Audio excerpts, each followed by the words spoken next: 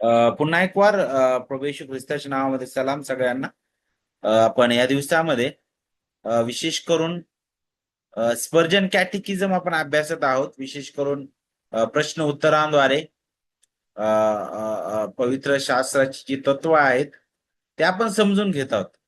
आणि मागील आठवडे आपण 8 ते 9 हा जो प्रश्न आहे तो आपण थोडक्यात अभ्यासला होता, जिथे आपण देवाचा हुकुमनामा म्हणजे काय किंवा देवाचा आदेश काय आहे त्याबद्दल आपण शिकलो.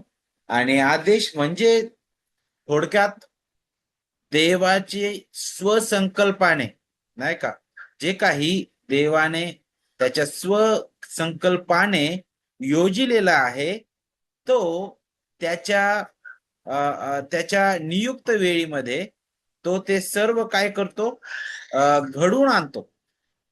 बरोबर. त्याच्या त्याच्या योजनांना कोणत्याही प्रकारे अडखळण होत नाही काहीच. आणि त्यावरच आपण विशेष करून मागच्या वेळी विचार केला. त्यानंतर आपण पुढचा प्रश्न पाहिला होता, तो म्हणजे की मग देवाचा जो अ, अ, जो अ, जो आदेश आहे तो कशा प्रकारे अंमलात आणतो.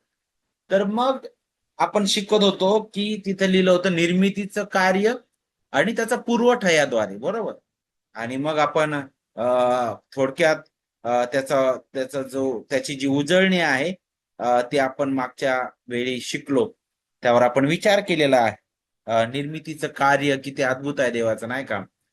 त्यामध्ये मग देवाने 6 दिवसामध्ये सर्व काही घडवलेलं आहे. आपण त्याबद्दल शिकलो आहे ना. आणि मग का बरं प्रत्येक दिवशी एक एक वेगवेगळ्या प्रकारची निर्मिती देवाने केलेली आहे, त्याचं वैशिष्ट्य काय आहे, त्या निर्मितीचा क्रम कसा होता, ते आपण पाहिलं होतं मागच्या आठवडे. आणि तो क्रम कशाबद्दल आपल्याला मार्गदर्शन करत होता ते देखील आपण शिकलेलो होतो. पण या निर्मितीच्या कार्यामध्ये आपण पाहिलं की सर्व काही देवाने घडवलेलं आहे. बरोबर. आणि त्यामध्ये मग देवाने आकाश, पृथ्वी, नाही का, आणि पृथ्वीवरील सर्व काही घडवलं. पण या सगळ्यांबद्दल विचार करत असताना देव इतका विचारशील किंवा त्याच्या सोबत एकमेकांमधील सल्लामसलत करताना दिसत नाही. पण एका निर्मितीबद्दल मात्र देव जो आहे तो सल्लामसलत करताना आपल्याला दिसतो. आणि ते म्हणजे काय, की जिथं उत्पत्ती पहिला अध्याय जर तुम्ही वाचला आणि वचन 26 जर पाहिलं, तर तिथं देव जो आहे तो अगदी स्पष्ट रीतीने आता अशा एका निर्मितीबद्दल विचार करत आहे, जी निर्मिती अगदी या सर्व निर्मितीपेक्षा वेगळी आहे. आणि कुणाबद्दल बरं ती मग?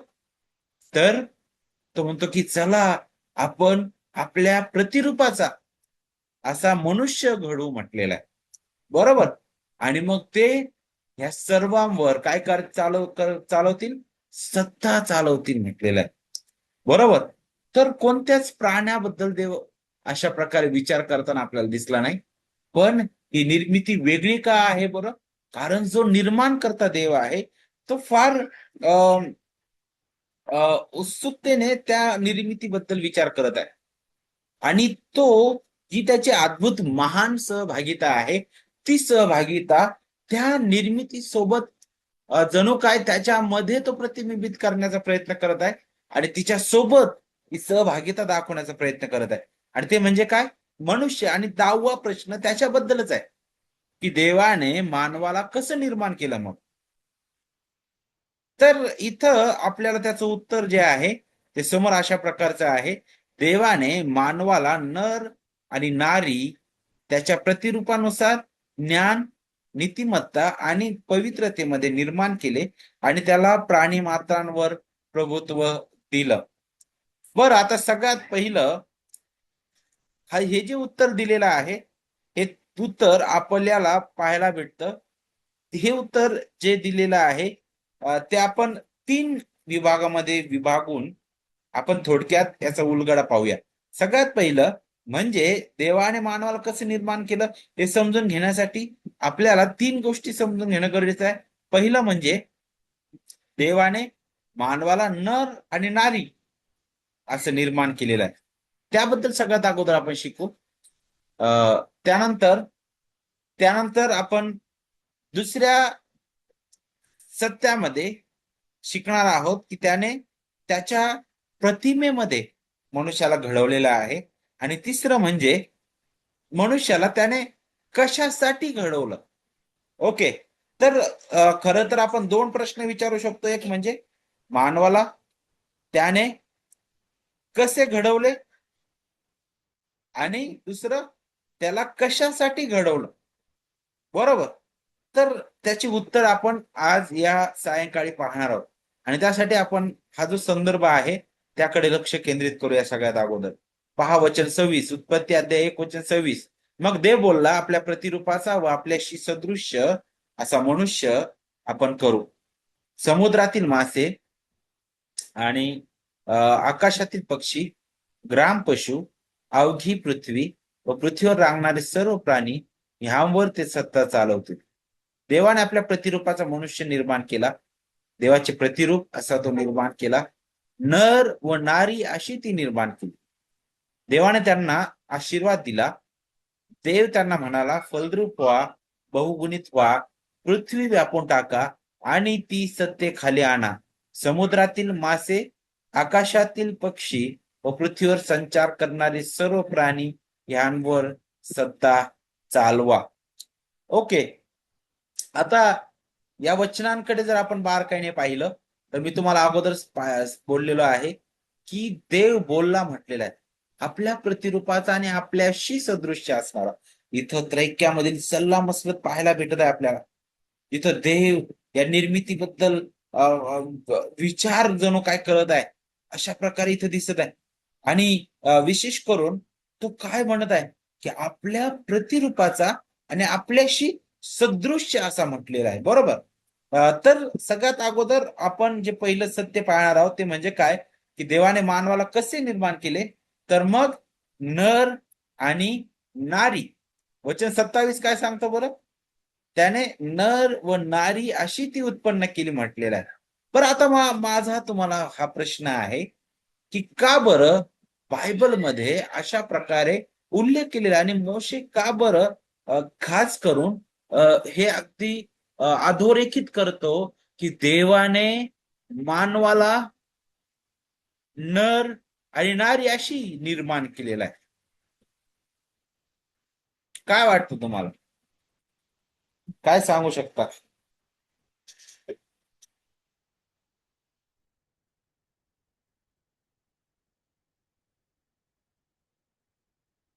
आवाज येतोय.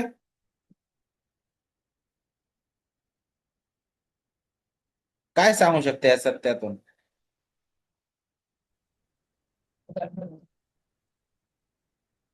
बोला.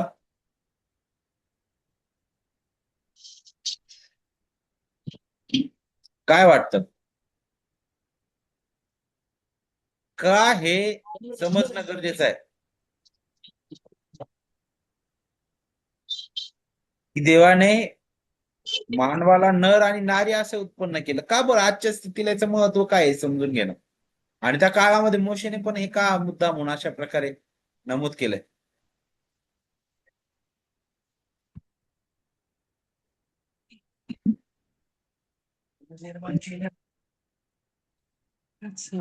गौरव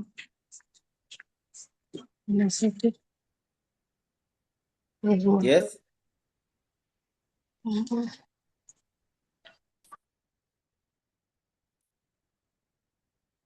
तर जर आपण पाहिलं तर ही खरं तर देवाची अद्भुत नाही का रचना आपल्याला दाखविते नाही का. तर देवाने आपल्याला मानवाला विशेष करून नर आणि नारी असं उत्पन्न केलेलं आहे. पण सगळ्यात महत्वाची गोष्ट म्हणजे काय माहितीये का. इथं मनुष्याच्या स्वरूपाबद्दल पाहायला भेटतं की मनुष्याला त्याने घडवलेलं आहे. आणि आपण पाहतो की त्याला शरीर आणि आत्मा आहे.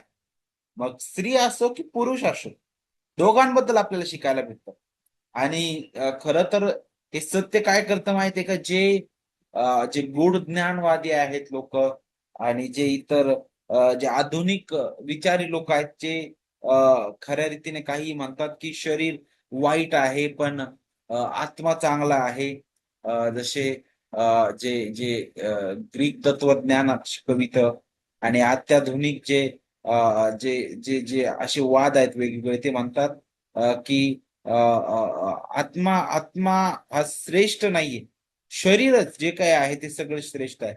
पण आपल्याला माहित आहे की देवाने मनुष्याला घडवलेलं आहे, आणि मनुष्य जो आहे, पूर्ण मनुष्य आपल्याला तिथूनच पाहायला भेटतो. त्याचं शरीर आणि आत्मा आपल्याला तिथं पाहायला भेटतो, बरोबर. तरी देवाचे अद्भुत अ, अद्भुत निर्मिती आपण पाहतो. कारण इतर प्राण्यांपेक्षा मनुष्याची उत्पत्ती फार वेगळी आहे.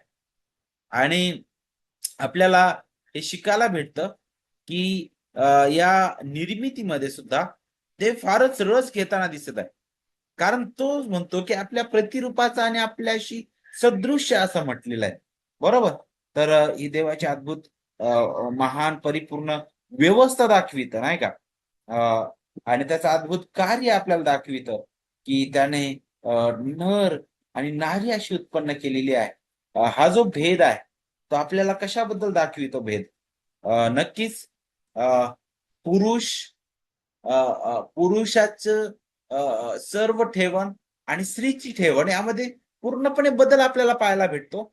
पण दोघांबद्दल बोलत असताना इथं म्हटलं, की आपल्या प्रतिरूपाचं त्याने घडवलेलं आहे. देवाचं प्रतिरूप आणि देवाशी सदृश्य असा, मग स्त्री असो की पुरुष असो. पहिली गोष्ट, देव स्त्री आणि पुरुषाला एकाच नजरेत कोणत्या अर्थाने पाहतो बरं? त्याची लेकरं म्हणून. बरोबर? त्याची लेकरं म्हणून. पण ज्यावेळेस आपण पुढे येतो, तर त्याने त्याच्याशी नातं ठेवण्यासाठी तशा प्रकारे त्याने मनुष्याची निर्मिती केलेली आहे. आणि मग ज्यावेळेस आपण आणखी पुढे येतो, तर आपल्याला हे शिकायला भेटतं, की हे जे सत्य आहे, खरं तर मोशे यातून इस्रायल लोकांना सुद्धा याची आठवण करून देत होता, की अ, खरं विवाहाचं महत्व काय आहे? कुटुंब व्यवस्था काय आहे? देवाची अद्भुत निर्मिती आपल्याला कशाबद्दल आठवण करून देत आहे?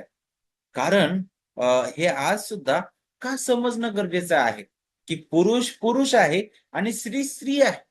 कारण आज सुद्धा जगामध्ये लिंग बदल, नाही का? पुष्कळ वेळा पुरुषांना वाटतं, की मला स्त्रीसारखं वाटतंय, नाही का? तर मग मी स्त्री व्हायला पाहिजे. आज जगामध्ये या सगळ्या गोष्टी चालू आहेत.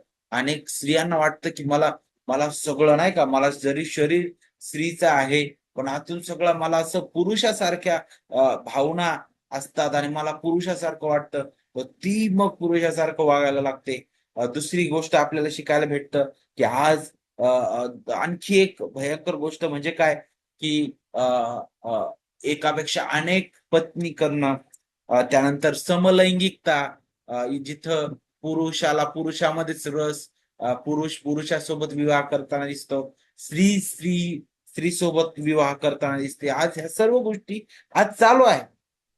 त्यानंतर समानतावाद, नाही का? की जिथं देवाची जी अद्भुत भूमिका आहे, स्त्री आणि पुरुषाबद्दल, ज्या जबाबदाऱ्या पुरुषाला दिलेल्या आहे पुरुष म्हणून, आणि स्त्रीला दिलेली आहे स्त्री म्हणून, त्या सर्व भूमिका, त्या भूमिकांच्या विरुद्ध वागणं. म्हणजे जी पुरुषाला दिलेली भूमिका आहे, ती स्त्री बजावताना दिसते, आणि जी स्त्रीची भूमिका आहे, ती पुरुष बजावताना दिसतो. तर पूर्ण विरोधाभास आज आपल्याला पूर्णपणे जगामध्ये पाहायला भेटतो. तिसरी बाब, आणखी एक गोष्ट म्हणजे काय आहे, ते म्हणजे काय, की देवाने मनुष्याला निर्माण केलेलं आहे. पुढे आपल्याला पाहायला भेटतं त्यांना आशीर्वाद दिला, फलद्रूप व्हा आणि बहुगुणित व्हा. पण आज नवीन वेगवेगळ्या प्रकारचे फॅड उत्पन्न झालेले आहेत. अनेक आई-वडील जे आहेत, ते आनंद घेतात विवाहाचा, पण ते अनेक वेळा म्हणतात, की आम्हाला लेकरं नको. तर देवाने तो आशीर्वाद दिलेला आहे, नाही का? देवाची देणगी आहे, नाही का? आज तरुणाई फार ह्या सर्व गोष्टींमध्ये पडत आहे चुकीच्या प्रकारे. एवढंच नाही तर अं, आणखी जर आपण पाहिलं तर आजच्या स्थितीला आपल्याला शिकायला भेटत आहे की लग्नाच्या अगोदर तरुण आणि तरुणी एकत्र राहताना दिसतात. वेगवेगळ्या प्रकारे त्याला जग ओळखतं, जग फार त्याला मान्यता देतं. पण पवित्र शास्त्र जे आहे अगदी अगदी स्पष्ट रीतीने आपल्याला हे शिकवितं की देवाची निर्मिती अद्भुत आहे आणि विशेष करून देवाची जी व्यवस्था आहे ती महान आहे. आपला जो देव आहे तो अव्यवस्था माजवणारा देव नाही. तो पवित्र आहे आणि सर्व सामर्थ्य देव आहे. आवाज येतोय सगळ्यांना?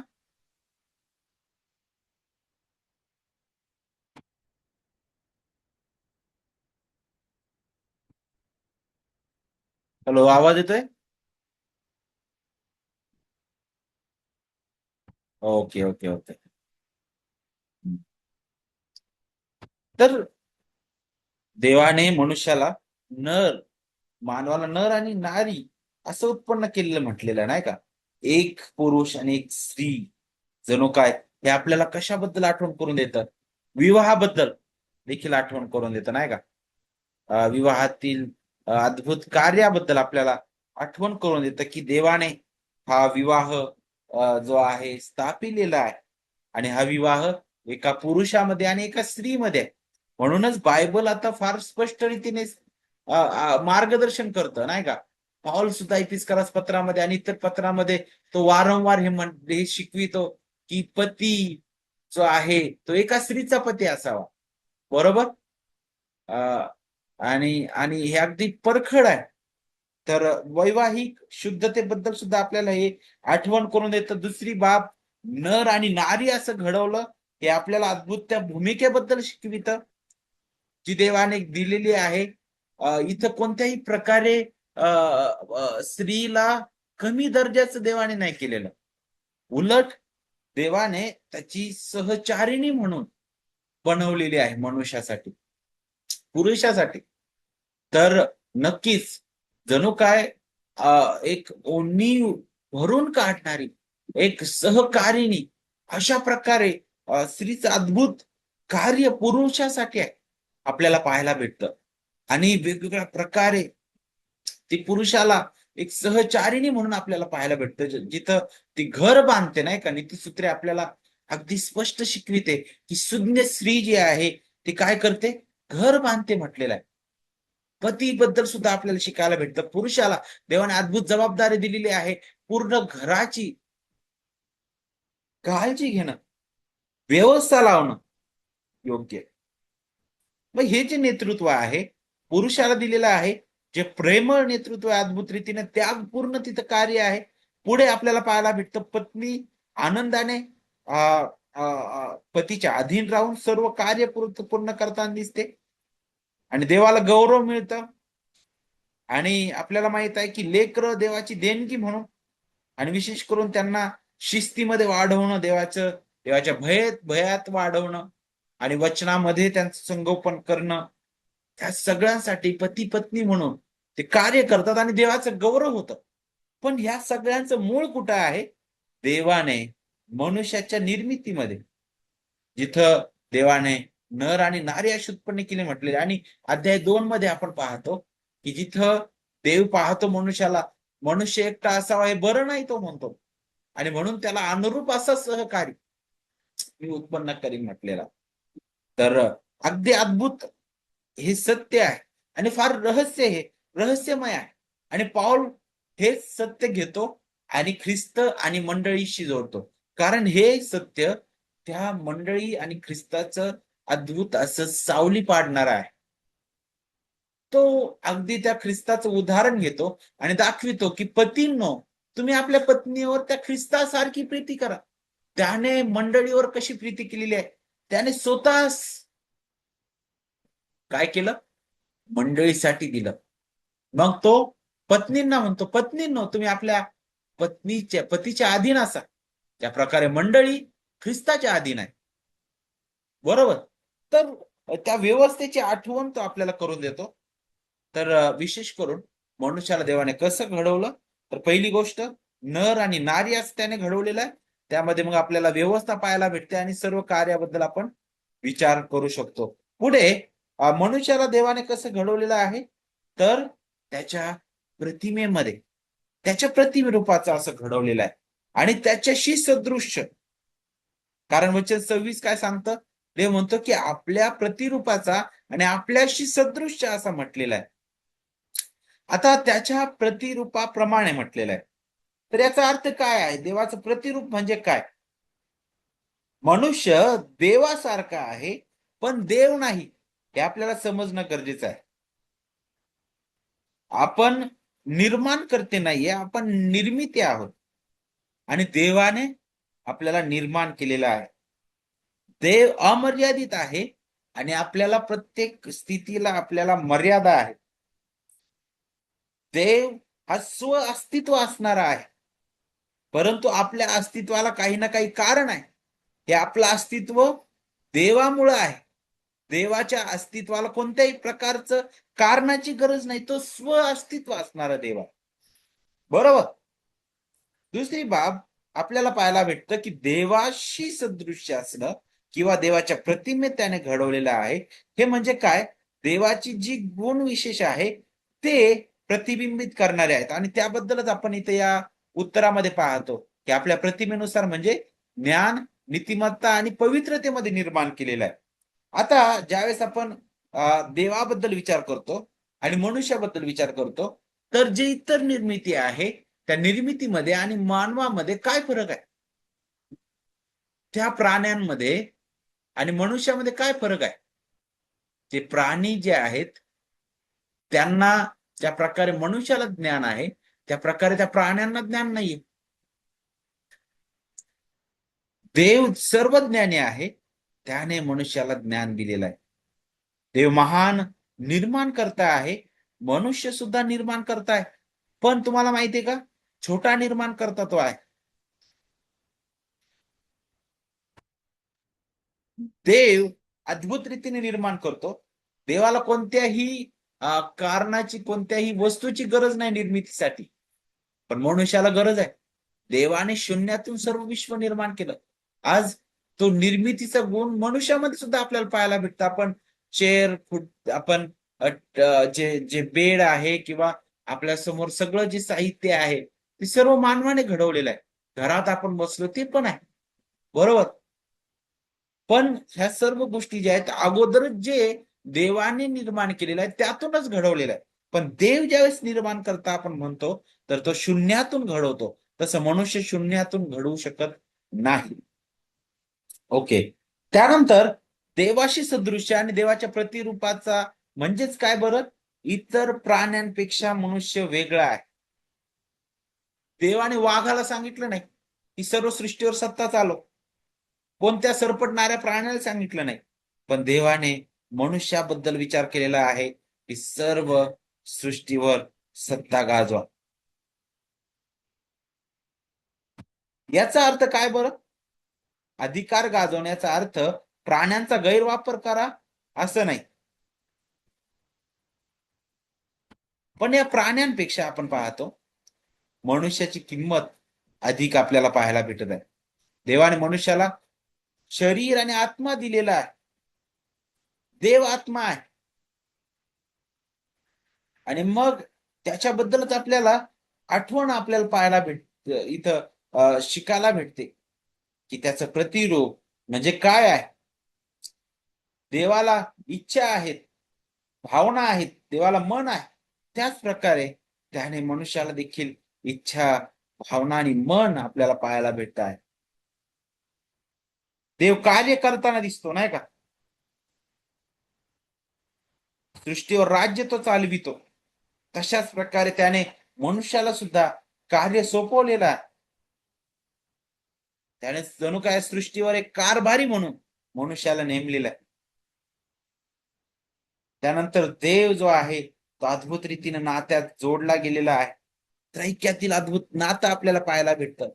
आणि तेच नातेसंबंध मनुष्यामध्ये सुद्धा पाहायला भेटते आणि मनुष्यासोबत सुद्धा देव अद्भुत नातं प्रस्थापित करतो. पण पापाचा परिणाम जर आपण पाहिला तर काय झालेला आहे, त्या पापाचा परिणाम इतका भयंकर होता की देवासदृश्य घडवलेला मनुष्य, देवाच्या प्रतिमेत घडवलेला मनुष्य, त्याच प्रतिमेला डाग आलेला आहे, ती विरूप झालेली आपल्याला पाहायला भेटते.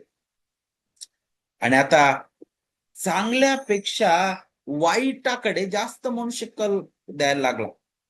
देवाने सांगितलं सत्ता गाजवा, जो सर्व सत्ताधारी देव आहे त्याच्या अधीन राहू. पण आता मनुष्य ते करू शकत नाही. त्याला फक्त सत्ता गाजवायची सर्व सत्ताधारी म्हणून आपल्याला ते पाहायला भेटतं. देवाने अद्भुत रीतीने मनुष्याची निर्मिती केलेली आहे, ते आपल्याला पाहायला भेटतं. देवाचं प्रतिरूप म्हणजे काय आहे की मनुष्य देव नाही, पण तो देवाचं प्रतिबिंब आहे, या पृथ्वीवर पाडतो. कशा प्रकारे? तर इथे 3 गोष्टी सांगितल्यात, एक तर ज्ञान, नीतिमत्ता आणि पवित्रतामध्ये. तर ज्ञान म्हणजे काय की देवाने मनुष्याला त्या जिवंत महान निर्माणकर्त्याला ओळखण्याची क्षमता दिलेली आहे, सत्य समजण्याची बुद्धिमत्ता त्याने दिलेली आहे. पण पापाचा परिणाम आपण पाहतो की मन अंधकाराने भरले म्हटलेलं रोम 21:21 मध्ये आपल्याला पाहायला भेटतं. पण ख्रिस्त जो आहे तो पुन्हा नवीन मानव निर्माण करतो, नाही का? दुसरी बाब आपल्याला शिकायला भेटते ते म्हणजे काय? नीतिमत्वता. आता देवाशी सुसंगत नातं जर पाहिजे तर देव अतिनीतिमान देव आहे. त्याच्या समोर उभं राहण्यासाठी मनुष्य नीतिमान पाहिजे. आणि आदामाला पतनाच्या अगोदर आदाम जो आहे त्या स्थितीमध्ये तो होता, म्हणून तो देवाशी बोलू शकत होता, राहू शकत होता. कारण देवाने तशा प्रकारे मनुष्याला घडवलेला आहे, त्याच्याशी नातं तो ठेवू शकेल अशा प्रकारे. पण पापानंतर आपल्याला पाहायला भेटतं की मनुष्य अगदी त्या स्थितीतून घसरलेला आहे आणि तो देवाचा गौरव करू शकत नाही. रोमकरास पत्र अध्याय 3 आणि वचन 23 सांगतं की सर्वांनी पाप केलं आहे, ते देवाच्या गौरवाला उणे पडलेले आहे. मग त्यातून सोडवण्यासाठी, आपल्याला वाचवण्यासाठी आपल्या आतून काही नीतिमत्वतेचं काही निघणार नाही. कारण इर्मयाच्या पुस्तकामध्ये आपल्याला पाहायला भेटतं की आमची जी सगळी सत्कर्म आहेत ती घाणेरड्या चिंधेप्रमाणे आहे. उत्पत्ती 5व्या अध्यायामध्ये आपल्याला शिकायला भेटतं की आपल्या मनातील, मनुष्याच्या मनातील येणाऱ्या कल्पना एकसारख्या वाईट असतात. तर ही आपली दयनीय अवस्था आहे. मग त्या नीतिमान देवासमोर जर आपल्याला उभं राहायचं आहे तर आपल्याला महान नीतिमत्वाची गरज आहे. आणि नीतिमत्व आपलं नाही तर बाहेरून आपल्यावर लादण्यात येणार आहे. आणि ते नीतिमत्व कुणाचं आहे? ख्रिस्ताचं आहे. त्या अद्भुत रीतीने त्याच्या सुवार्तेमध्ये आपण पाहतो. देवाचा आत्मा आपल्या जीवनामध्ये ते लागू करतो, जे आपण विश्वासाने स्वीकारतो. देवाच्या कृपेने आपल्याला पाहायला भेटतो. तिसरी गोष्ट पवित्रतेबद्दल आपण पाहतो. इथं पवित्रता म्हणजे काय बरं? पापाशिवाय शुद्धता आपण पाहतो. वेगळं पण आहे, जगापेक्षा वेगळं देवाने मनुष्याला घडवलेलं आहे. पण पापामुळे आलेली ही अवस्था काय आहे? अशुद्धता, वासना आणि भ्रष्टता आपल्याला पाहायला भेटते. ही पवित्रतेच्या विरुद्ध आपल्याला पाहायला भेटतं. इथं मनुष्य चांगल्यापेक्षा वाईटाकडे जास्त भाव घ्यायला आपल्याला दिसतो. पण आपण पाहतो की त्यातून तो सुटू शकत नाही. व त्याला वाचवण्यासाठी ख्रिस्त येतो. आणि पहा, तो त्याचे मनुष्याचे आपले पाप तो स्वतःवर घेतले त्याने. आणि त्याने अद्भुत असं अनमोल रक्त आपल्यासाठी सांडलेलं आहे. आणि आपल्याला पाहायला भेटतं तो मरण पावला आणि तिसऱ्या दिवशी पुन्हा उठलेला आहे. आणि त्या ख्रिस्तामध्ये आपण नीतिमान ठरवण्यात आलेलो आहोत. एवढंच नाही तर तोच आपल्याला दिवसेंदिवस पवित्रतेमध्ये वाढवत आहे आणि पुढे त्याच्यासाठी तयार करत आहे. तर देवाने मानवाला कसं निर्माण केलं?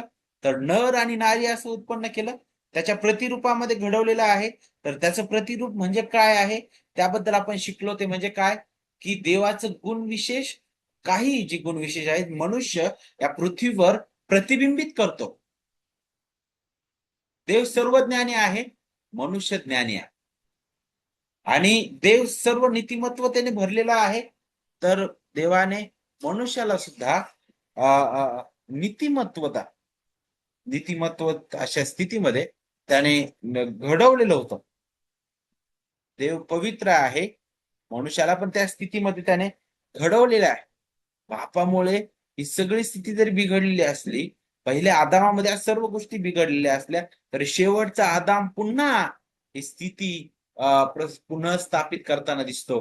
कारण पहिले कोरिन्थीय पत्रामध्ये सांगितलेलं आहे, की ख्रिस्त आपल्यासाठी ते ज्ञान, नीतिमत्व आणि मुक्ती असा झालेला आहे.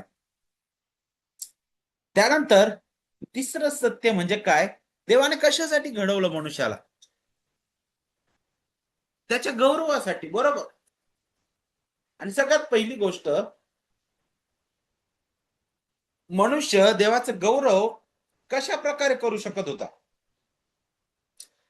तर आपल्याला तिसऱ्या या मुद्द्यामध्ये शिकायला भेटेल वचन 28 मध्ये, जिथं देव मनुष्याला आशीर्वाद देतो. तो म्हणतो की फलद्रूप व्हा, बहुगुणित व्हा, पृथ्वी व्यापून टाकावं, ती सत्य खाली आणा म्हटलेला. काय म्हटलं देवाने? पृथ्वी व्यापून टाका, बहुगुणित व्हा आणि फलद्रूप व्हा. फार अद्भुत आशीर्वाद आहे. फार अद्भुत आशीर्वाद आहे.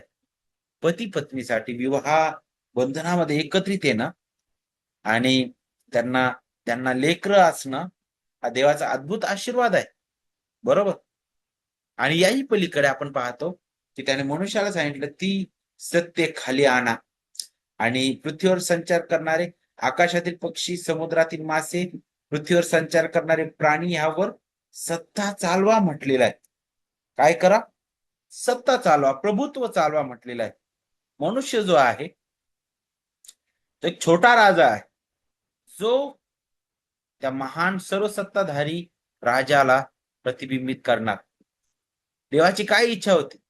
की आदाम एक माझा प्रतिनिधी म्हणून या पृथ्वीवर त्याने कार्य करावं.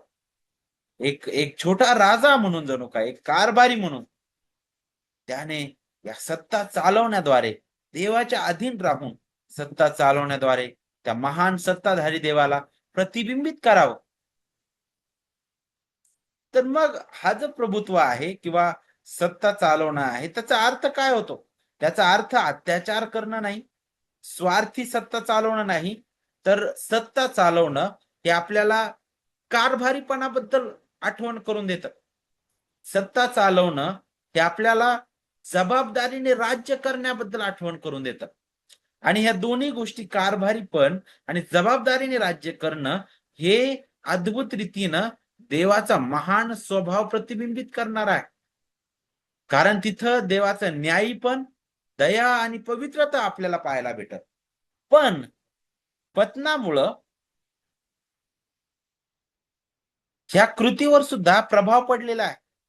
जिथं सत्ता चालवा म्हटलेलं आहे, पण अगदी विपरीत रीतीने मनुष्य सत्तेच्या मागे लागलेला आहे. कारण उत्पत्ती 3ऱ्या अध्यायामध्ये आपण पाहतो की ज्यावेळेस सर्प बोलतो त्या स्त्रीला, नाही का, तुम्ही खरोखर मरणार नाही, नाही का, तर तुम्ही देवासारखे व्हाल, बरे वाईट जाणणार आहे. देवासारखे. शेवटी प्रश्न सत्तेचा आहे. आज मनुष्य सत्तेसाठी झटतो. आज मनुष्य काहीही करू शकतो सत्तेसाठी, सन्मानासाठी. कारण हा जो गुण आहे तो देवाने नक्कीच दिलेला आहे, सत्ता चालवणं. पण आता तो दूषित झालेला आहे. कशामुळं? पतनामुळं. अगदी तो प्रभावी झालेला आहे पापी स्थितीमुळं.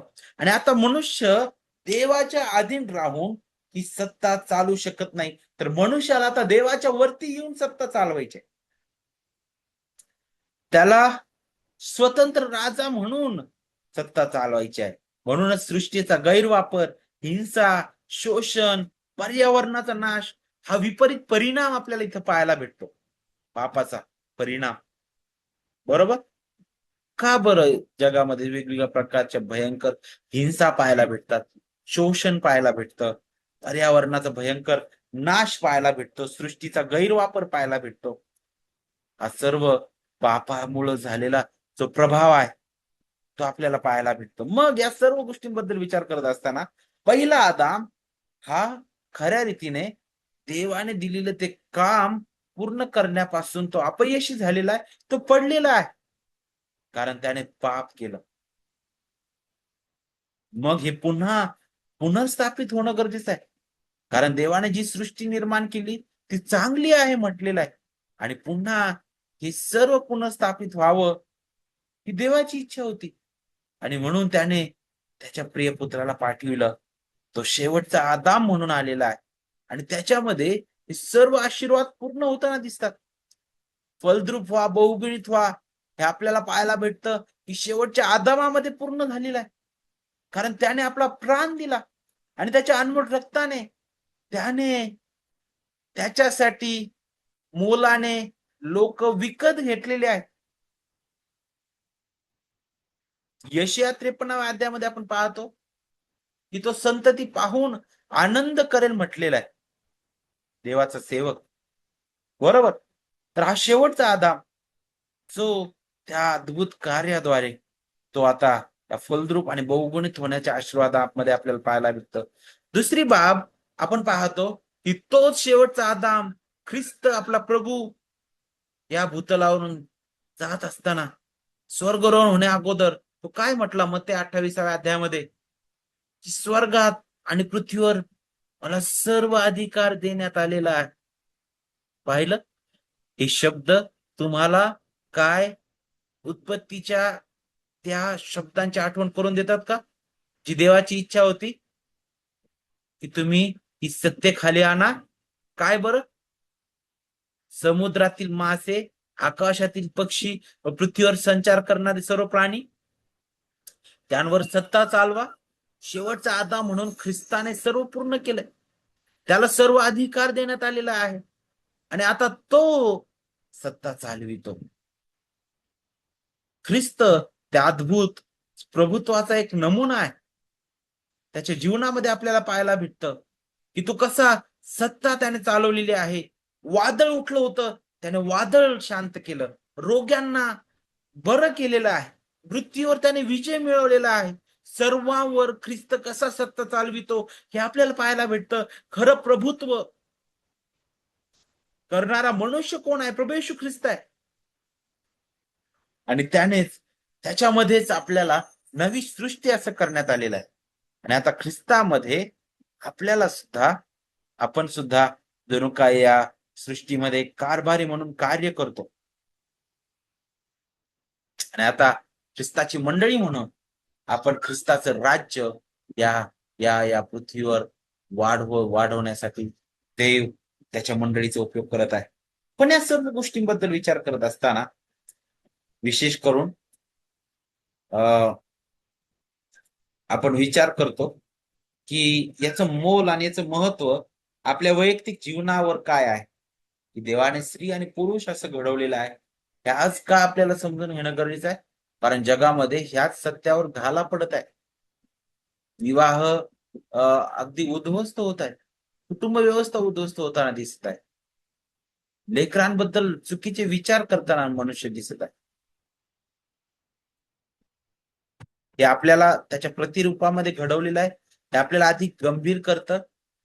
हे आपल्यामध्ये कृतज्ञता उत्पन्न करतं की आपण कोणत्याही पात्रतेचे नसताना आता पुन्हा एक वार ख्रिस्तामध्ये ही प्रतिमा देव पुन्हा एक वार घडवत आहे. ख्रिस्तामध्ये आपण आताही त्याची मंडळी त्याचा देह म्हणून या जगात एक प्रकाशासारखे भासतो.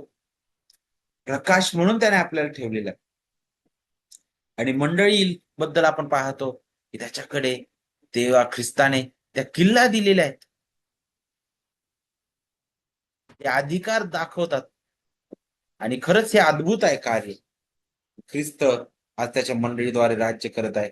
मंडळी हे देवाचं अद्भुत प्रदर्शन आहे. आणि मग हे आपल्या वैयक्तिक जीवनावर कसं प्रभाव पाडतं? आपल्या वैयक्तिक जीवनावर आणि सामाजिक जीवनावर आणि सर्व स्थितीमध्ये कसं प्रभाव पाडणारं ठरतं? तर नक्कीच हे आपल्याला गंभीर बनवतं, नाही का? आपण जगाच्या प्रवाहाने जाऊ नये. जगामध्ये जे चुकीचे तत्व येत आहेत त्याच्या मागे आपण धावून जाऊ नये. किंवा किंवा ज्या प्रकारे वेगवेगळ्या प्रकारे विचार केला जात आहे त्याकडे आपण जाऊ नये. दुसरी गोष्ट हे आपल्याला सांत्वना पण देतं की ख्रिस्तामध्ये आपण त्याची लेकरं झालेलो आहोत. तेव्हा आपल्याकडे त्याचे लेकरं म्हणून पाहत आहे. तो आपल्याला कधी सोडणार नाही, तो आपल्याला कधी टाकणार नाही.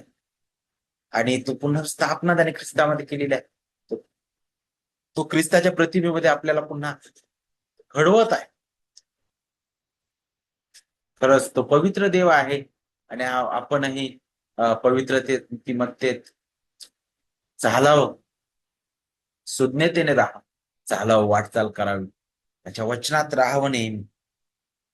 आणि आणि देवाने दिलेल्या जबाबदाऱ्या आपण पूर्ण कराव्या. आपण कामाच्या ठिकाणी असो, कुटुंबामध्ये असो, समाजामध्ये वावरत असताना आपण प्रामाणिकपणाने कार्य करतो. कुटुंबामध्ये असताना पतीला दिलेली जबाबदारी, पत्नीला दिलेली जबाबदारी, लेकरांना दिलेली जबाबदारी, तिघांच्या भूमिका आपण आपल्या परीने पार पाडतो का, हे आपण विचार करणं गरजेचं आहे. आपण इथे थांबूया. बाबा, आम्ही धन्यवाद देतो पुन्हा एक वार. या सायंकाळी आम्हाला तू अद्भुत रीतीने